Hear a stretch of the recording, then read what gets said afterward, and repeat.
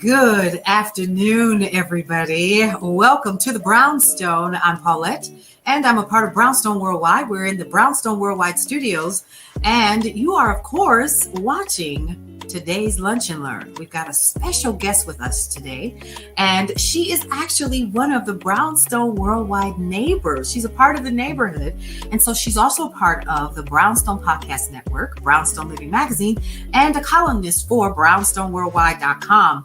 We are bringing to you guys today Marshaun Olaniyan, and she's going to be talking about her life as a shift relationship strategist. Couldn't get that right.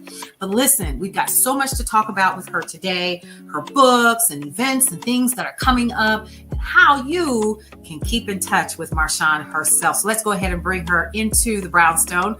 Hey, Marshaun, how are you? Hey, Paulette. Thank you so much for having me. How are everybody? Of course. Listen, y'all, what you don't know is Marshaun is one of the very first of the Brownstone Podcast Network. She joined us when we only had two air personalities that had joined us, and she was the third. She was actually the first sister. So we're really excited about that. I'm proud of that. So you're coming up on your year, and I'm really excited to hear more about what is going on with you and your life as a shift relationship strategist, because that's a lot to chew on. So let's talk about that. What is a shift relationship strategist? Let's start there. Okay, perfect. So a shift relationship strategist is a person, in my case, a woman, but a person who actually helps you to not only work on your relationship issues. My focus is romantic relationships. However, the majority of what I teach, the tools, the strategies, the information that I impart to you, it can be translated and taken over into any relationship in your life.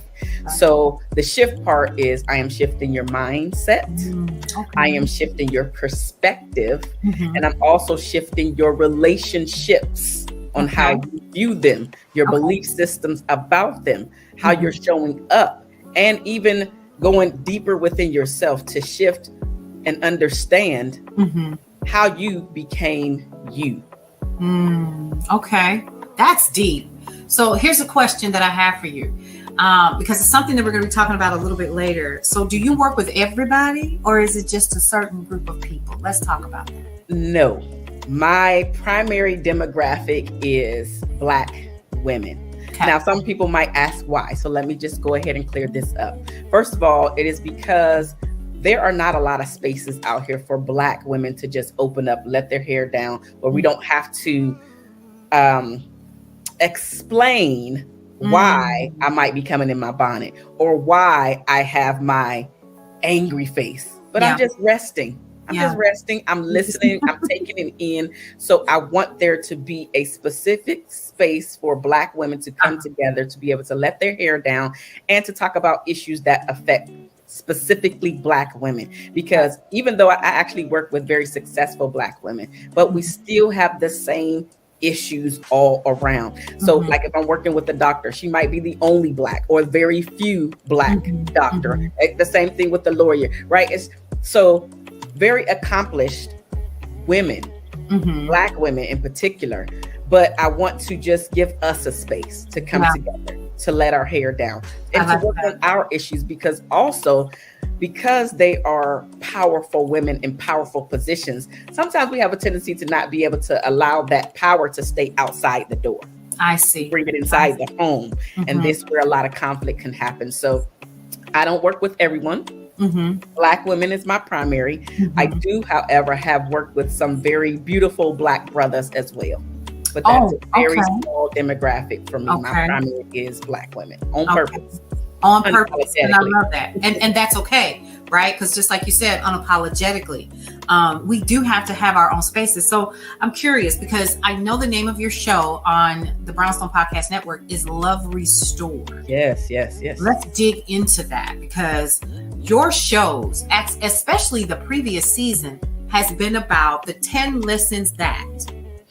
Let's dig into that. First of all, how in the world did you come up with that? right? And then the name of the show, when you talk about Love Restored, because I think people got it wrong. Okay, so let's start with the Love Restored topic of the show. Okay. Love Restored really came from me thinking about how I could get myself first, how I can get myself on the same playing field as my other non-melanated counterparts, specifically in the area of love, being able to stay in love with my partner, being able to stay married to my partner.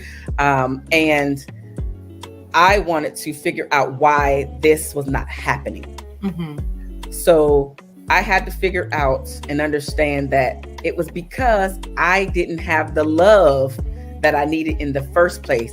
And I can't impart or receive love from somebody else if I don't have it for myself first. I see. So we have to get that love restored back into our life, because when we're first born into this world, we don't know anything. We love everybody, right? And then the world starts creeping in, whether it comes from your parent or guardian or outsiders telling you that you're not good enough, you're ugly, you're not pretty enough, not smart enough. We got all of these things that are coming on us all the time. And so I was just like, we have to restore our love for ourselves first before we jump into the relationships, ideally, and especially before we go down the road of being married to a person. Now, that's in a perfect world. We know that most of us have already been in relationships and or marriages. And so what I'm doing now is trying to pretty much get them to backtrack. Start working on you, because if you're still messed up, there's no way that your relationship is going to be healthy. There's no way that your marriage is going to be healthy. So before you walk away, if you're believing that you need to walk away, before you walk away, you have to start getting you together, building up your self-esteem, building up your confidence, looking yourself in the mirror, having those tough conversations with yourself before you can even think about having them with your spouse. So in an ideal world, I would rather work with women who have not been tainted. And when I say tainted, I mean going through a marriage that they shouldn't have been in the first place, and then being a divorcee. Because me, myself, let's just go down that road. I am a part of that statistic.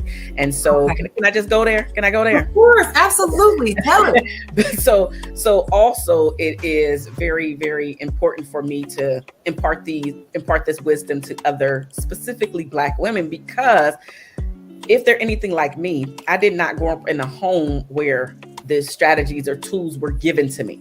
Now, it's kind of funny, but not really. It's funny because the relationships that I saw were not toxic.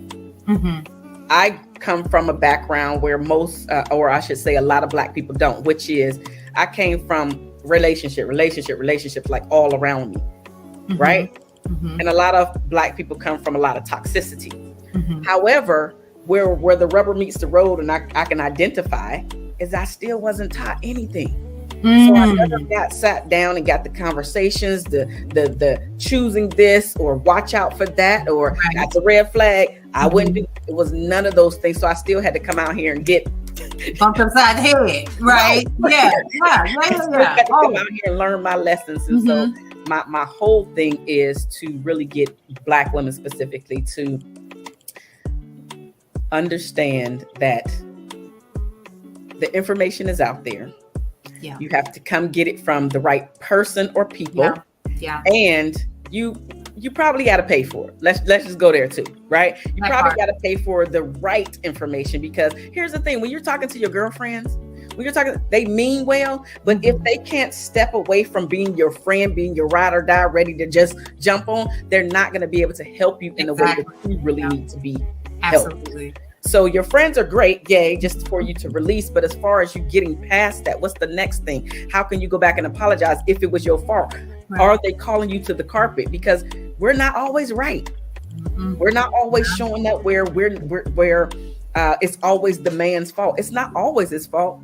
It might be his fault, but guess what? It may be yours too. And so are you owning what you have done? I'm going down a rabbit hole. I feel like I'm taking over. No. This is, because see, here's the thing. This is what this is for. This is a lunch and learn. The idea is to give our audience, your audience, because you're part of the Brownstone Podcast Network. It is an opportunity for people to really dig in and dig deep, because they need to know when they're listening to your show on the air, or if they're watching it, what exactly you're presenting and providing to them, and then what sense of value that they're going to receive. Because, honey, listen, let me just say, for those of you all who are listening, we're in our break right now. And by the time you see this, we may not be, but I'm going to say this. The 10 things that is phenomenal. Yeah, it was phenomenal. And right now, I was just sharing with you some of the numbers on the shorts from it. I was shocked. I was like, oh, this is good information. So this isn't about going down the rabbit hole. It's the truth of who you are and what you present to the people that need you. Because here's the thing, something that you just said, it wasn't taught. Very rarely did we see. Now I'm gonna tell you what I saw in my household. So now we may be going down the rabbit hole, but I don't think we are. When I grew up, it was the roles were played. Did I see love? I don't think that I did. What I saw were roles. Everybody knew their part. Yeah. Mama stayed at home, and my family ran the business, and then we had the trucking company, and then the daycare center, and all of the things, right? And so Mama stayed at home, and she ran the daycare center. Daddy went out and ran the trucking company and did all of that. And so somewhere in between, I was taught to be a wife. This is the true story. Yeah. What are you going to do when your husband comes home and the dishes aren't washed, or the counter's not clean, or clean the house and wash the clothes and iron? And I thought to myself, I don't want to be Katie the cleaning lady. I almost lost my teeth behind that comment. But I was never taught love, right? Like love and respect, partnering, and things of that nature. Now, I'm not going to say to you that they did not love each other, because it was clear that they did until he passed, right? Yeah. However, what I will say is that it was not taught to us. I was taught to be a handmaid, a helpmate, someone that could wash and cook and clean and right? As long as I did that, and he was bringing home the bacon, and everybody was able to eat and survive, and the lights were on, we were good. But you I'm sorry, you used the key word, survive. Yes. We are past the survival stages of being in relationship. Yeah. That was a stage specifically for Black people because of our ancestors and our past, our history. Yeah. But we have gone past that. Is it 100% gone past it? No. Mm-hmm. But we are so much further away from that. Yes. Today than we were. So we don't want to survive anymore. We want to now thrive. We want to be thriving in our relationships. Absolutely. And I think that I'm going to go further back, and it was something that I remember hearing my mother say to me once that kind of made me sad. And it always made me wonder about what true love and relationships were. Mm-hmm. So I just started dating, and I dated the same young man all through high school. And so that's a whole rabbit hole by itself. And we're still really good friends. So I dated him all through high school. And I remember my mother saying something to me that stuck with me. She never said anything about love. She said, if he is spending time with you, and if you are intimate with him, the least he could do is buy you a pair of shoes. And I thought, what? And I thought, say it again. So, wait, say that again. One more again. She said, if he is spending time with you and you are intimate with him, the least he could do is buy you a pair of shoes. So this is a business transaction? Like, I can't really care about this guy. I'm doing it because I want to. I like spending time with him. He makes me feel good. I love him, like for real, like, or at least what I thought was love back then. You know what I mean? Mm-hmm. And so I think, again, love was never brought up. It was always about, let's stick together. He's going to take care of you. You know what I mean? So help me to understand that. Okay, let me answer this, and then I want to go back to the 10 lessons, because I never did answer that. Yeah.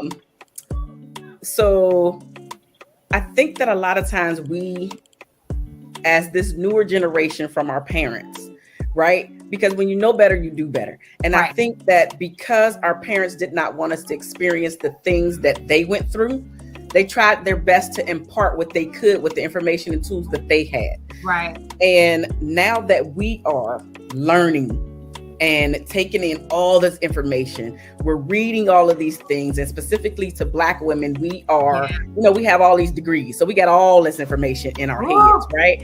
Sometimes it can hurt us, but by the same token, on the flip side of that is it's really helping us to come out of up under all of the things that we saw.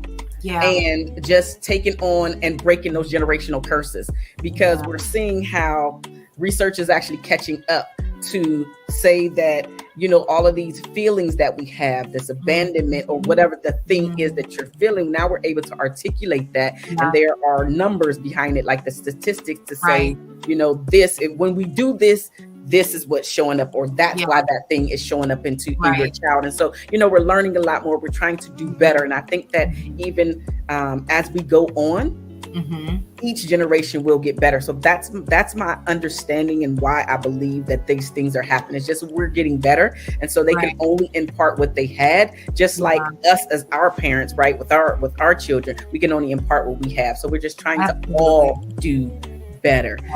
But now let me go back to the 10 lessons really quickly. Yes, let's get into it. So that series was birthed out of, I was really trying to sit there and just reflect and think about what I have learned, how I came to be the shift relationship strategist that you see sitting here before you today, because all of these lessons, they were just in me at this point. They're innate at this point. Right. But before then, when I was going through my when I was in that ugly dating stage and I was going through my up and down, not understanding why the relationship was not going any further. It was a lot of situationships, a lot of one-off dates, maybe 2, right? I was going through my roller coaster for 14, 17 some years, right? I was going through it. And one day I was just like, hold what you got. It's too much. It's too much. I'm sick and tired of being sick and tired. And so I really had to start looking in the mirror and asking myself the tough questions. Why are you not getting to the next level with all of these dates that you keep having? You keep hearing your friends say that they ain't even getting no dates. You keep getting all these dates, but why are you not going to the next level with these men that you're dating? Now, some of them I shouldn't have been with, right? So there's that. But the ones that were like pretty decent, I was like, you're the only common denominator in all of these failed situations. And so I had to call myself to the carpet. Okay. Marshaun, what are you doing? What is so bad about you that is turning all of these men off? And I had to really sit there and answer that question. Wow. I even took it so far, Paulette. When you are a decent person, at least this is my experience, what I hear with other women as well. Yeah. When you're a decent person, men know that, right? And so what I found is that whenever we would break up, a couple months would go by, right? And then all of a sudden a text, or it was a text back in the day. So it was the text would come. The text would go, hey, how you doing? I was thinking about you, something like that. Yeah. And so when those texts would come, so after I reached my breaking point of like, no, stop, hold up. Yeah. The text would come. I would say, hey, how you doing? Play along. And then I would ask him, can we meet? Because what they didn't know is that I wanted to interview them. Because it wasn't like, hey, I want to interview. It was just like, why didn't we get to the next level? Like, what was I doing wrong? Like, seriously, we're past it. The feelings are gone, but I really want to know what I was not doing in order for you to get turned off, for us not to continue. And move on. Yeah. And they would give me the answers. Really? Yes. And so when I got the answers, so whoever I was talking to in that moment, I would take that information. And when I would start dating somebody else, I would now correct said behavior. And I just kept correcting. And it took a long time for me to get it together, right? But also because some of the men, like, some was turned off on me, but I was also turned off by some. Right? Okay. So I was selective just as well. But the point is, everything that I learned, I started showing up differently the next time around. Okay, I didn't ask that question. Let me ask it now.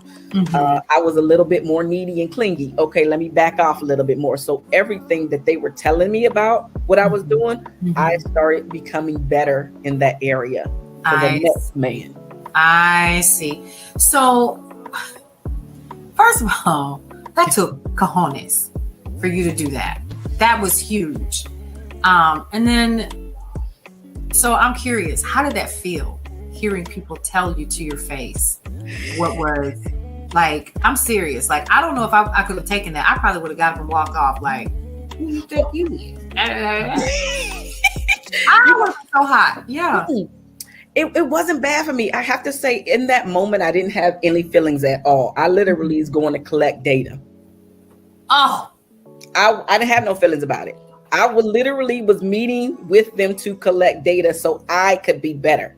I love it. And so I really didn't feel anything. I didn't have any plans other than I want to talk. I want to see how your life is going after the, whatever. But really, I was coming for me to get what I needed. We didn't make it to the next stage, what actually happened? What turned you off? Yeah. And they would give me answers and I go work on it. There you go. I love it. That literally, it was a data collection stage. That's funny to me nowadays because I wasn't intentionally collecting data so I can say I was collecting data. Got it. For like the next generation that I'm trying to impart information to. I was collecting it for me and only me. Okay. Got it. Yeah, it wasn't for no book or nothing. It was for me so I can be better. So when I say I was restoring the love for myself, with hence the title of the show, right? Or the podcast. Yeah. Love Restored. And then I also, to connect it, I have a love restoration club that's curated specifically for Black women. So that's a paid group coaching program that I have specifically for Black women, but it's all tied together. Hold on. Okay. Love Restoration Club. And how can we find out about that?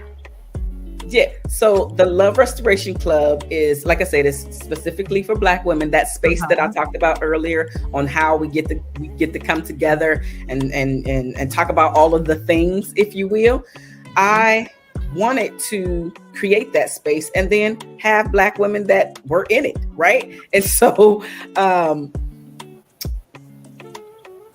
you asked the question, how can we get there? Where right? is it? Yeah. I know. Let me get you the correct link because otherwise you're gonna be going somewhere, then you're gonna be looking like what? Okay, I feel like this is the one. Okay, yes, this is the one. So can I put it down in the link for you?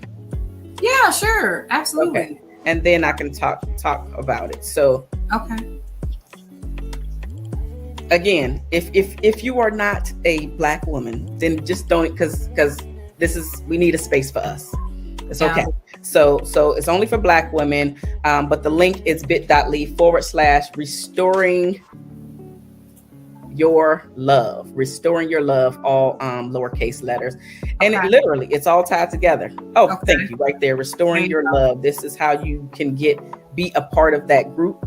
It is, a community of like-minded women that are coming together to say, I need to start working on me. Now, if you're in a relationship or in a marriage, we absolutely talk about that.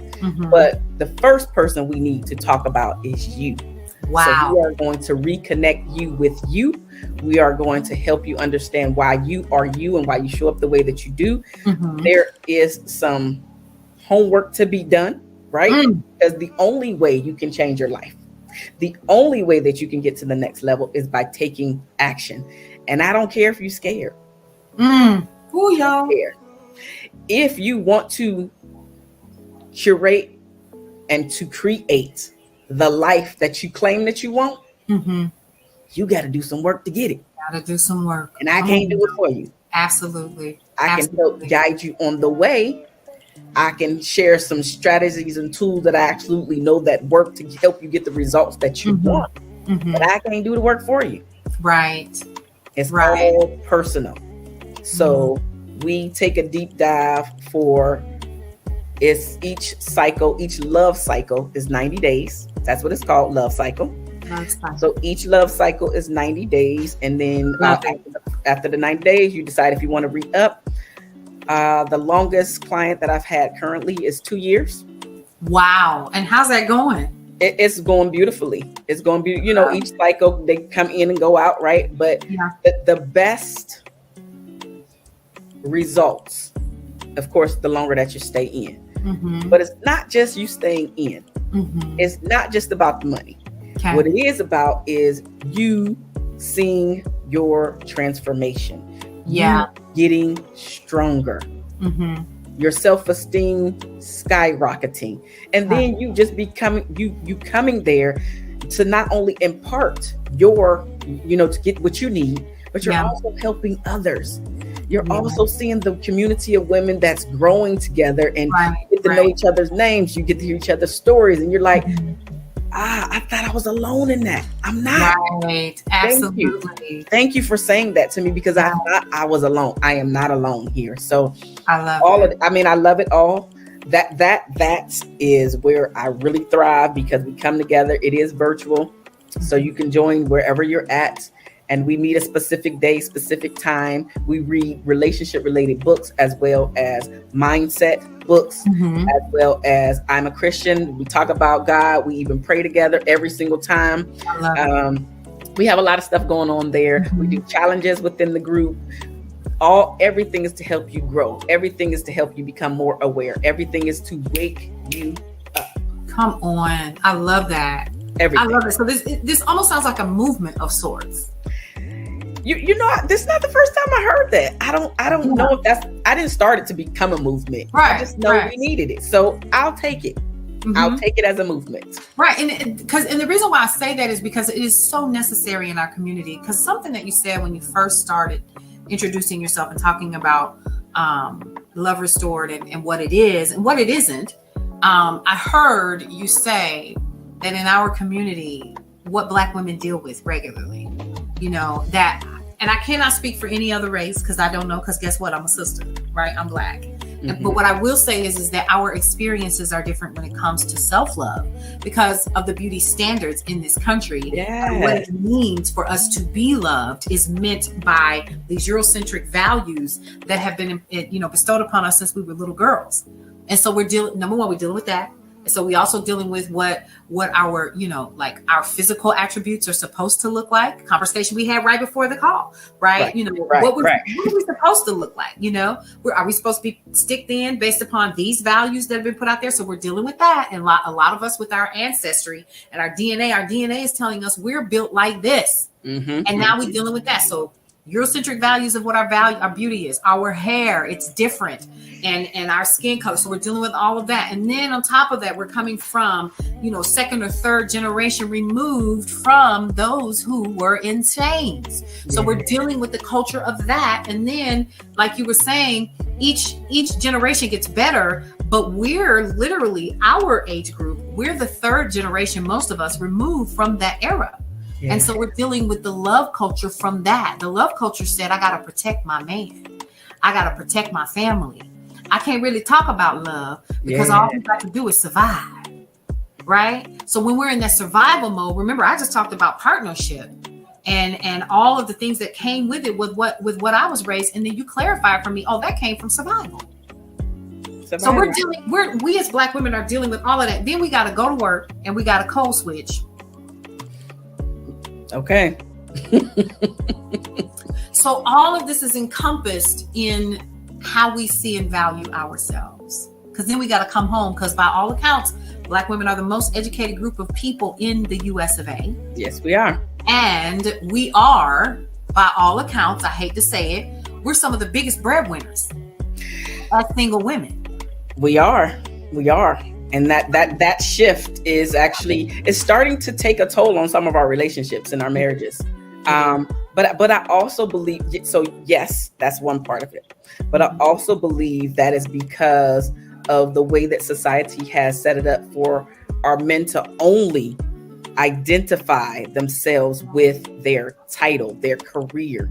Yeah. And so a lot of our brothers don't see the value that they are bringing to the relationship or marriage outside of that career, that title. Mm-hmm. And Then the second piece of it is when me, as the breadwinner, has a conversation or tries to talk to you, immediately you feel insecure because I'm the breadwinner. And I've heard plenty of conversations from other women to say that what they've heard is, you wouldn't talk to me if I made more money than you. Or like, let me rephrase it. You wouldn't talk to me like that if I did. Right. And that's actually false. Yeah. It's actually false. But by the same token, it's creating another dynamic in our relationships that, we solve one thing and then here comes something else that now has to be solved. However, this is the beauty of us growing and continuously moving forward. We don't have to stay stuck in a box. So although it's starting to create something else, I believe that even if we get in front of that and start just tackling that and letting our men know, I am the breadwinner. I'm actually proud to be the breadwinner, but also understand this has nothing to do with the way that I see you. Your insecurities are coming up. Because there have also been plenty of women that I spoke to, as well as I've heard this in my own home. Right. That I've never once brought up me being the breadwinner. You have. So that is not my controlling or showing you that I am the power woman. That is your insecurity coming to the surface. And whenever insecurities come to the surface, this is when the breakdown starts to happen. Right. Because instead of seeing what the issue is, or saying, okay, how else can I, and what else can I do to feel like I'm still the man in the house? How can I show up in a way without this title, or without me feeling like because I'm making less than her that I am not the man? We got to do better in that area. Wow. We got to do better in that area. Because if we're going to stay together, otherwise you might walk, meaning the man, you might walk away and go to another. And now I'm finding that there are so many of us that are, we're basically about to be obsolete as a 100% Black person. That's the best way I know how to put it. Wow. We're starting to get obsolete because everybody's mixing. So that's a different one rule. But yeah, you're right. Yeah. And so we're seeing a lot more of that. But still, when we're talking about Black women, and what we're dealing with, and the fact that we're resourceful because we've had to be. We had to be. There was nobody that was coddling. Ain't no option. I can't come home and I don't have nobody else to pass the torch to. No. I am the torch. Come on. I'm the table, I'm the chairs, I'm the material to make the table and the chairs. So when y'all talking about, oh, well, what you bringing to the table, I am the table. Right. I'm the material that makes the table. Do you not get that? And it's because we had to, because if we didn't, and I can say this from my personal experience, being a woman who has been single as long as I've had breath in my body. And I mean that from a marriage perspective, because, having children does not require you to be in a relationship. Let's talk about that. Right. And now that I'm older, I recognize now I was never in one. So let's see, that's a whole can of worms right there. Yeah, it fell, and it's okay. Let's keep going.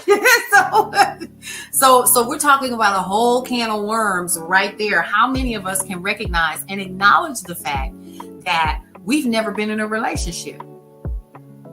We were physical with folks, but we were in relationships. That's deep. Okay? That's deep. And so when I recognized where I was, then I had to do that soul searching that you were talking about, where, was it me? Hello? So was it you? Was I the issue? And even in the situation that I'm currently in right now, I'm treading water so lightly because I recognize that I have specific tendencies and I need to check myself because I'm too old to go backwards. And I only have a few more good years left, right? So I don't have time to play trying to find a husband, because ultimately I would like to marry. Okay. But I want to marry because I want to partner and learn to love and to have a friend. See, now it's time to sit on the front porch and swing, because it ain't too much more you can do at this age. No way, but you still can do a whole lot. we might go on a cruise or two, but hey, enjoy life. That's enjoying life. I would love, and see, I'm an empty nester now, right? So my children are independent and they're doing their things and all of that. So that's a whole different ball of wax. But what my point is in saying all of this is that recognizing that Black women have had to deal with so much. I've had to come home and figure out how I was going to feed my babies, especially when I was in graduate school and I wasn't working full time because I could not. My first year in graduate school, I could not work. Yeah. So that was a requirement or I was out. Ooh. And so I had to figure, it was no joke. And so I had to go to churches. Because there was no support. No, baby daddy, what? Child support, you ain't getting nothing from me. Yeah. And so we're dealing with that. So you know what? Rather than me continue to beg or take you to court, I'm going to do X, Y, and Z. So again, how am I going to keep the lights on? How am I going to do this? How am I going to pay the car note? What are you following? I don't even have time to even focus on love, let alone self-love. Right. Am I making sense? Yeah. Oh, perfect. Yeah. Sense. Yeah. More sense than you know. And I'm sure the listeners, the viewers absolutely understand what you're talking about. Yeah. You are not alone, sis. You are not alone. Mm-mm. And it's good to know that. So your group that we were just talking about, restoring your love. Listen, I don't even, am I in the group? Do I need to be? Listen, I feel like you need to be. Girl, wait. But you are not. You are not in it, but I feel like you need to be. It sounds like I need to be in the group and get my whole emotional, personal self together. Come get it together. Woo, my word. This is amazing. So ladies and gentlemen, listen. Grab your pens and your paper because I don't know if you all have paid attention. Marshaun, you have been dropping gems throughout this entire conversation. You really have. And you're like, huh? How really? Yes. So you're talking about assessing who you are so you can be better. Yes. That's huge. And a lot of us are not willing to do that because we always right as far as we're concerned. They always wrong. And acknowledging the fact that you said that sometimes you are at fault, ladies. It ain't always him. No, it's not. Because when you call your homegirl crying, the first thing we ask is, what he do? Right. So that's another nugget that you just brought up. Understanding that it's okay to go back and review so you can be better. But that's a must. It's a must. It's a must. And so, yeah, you've been dropping some nuggets, ma'am. I really want you to recognize that.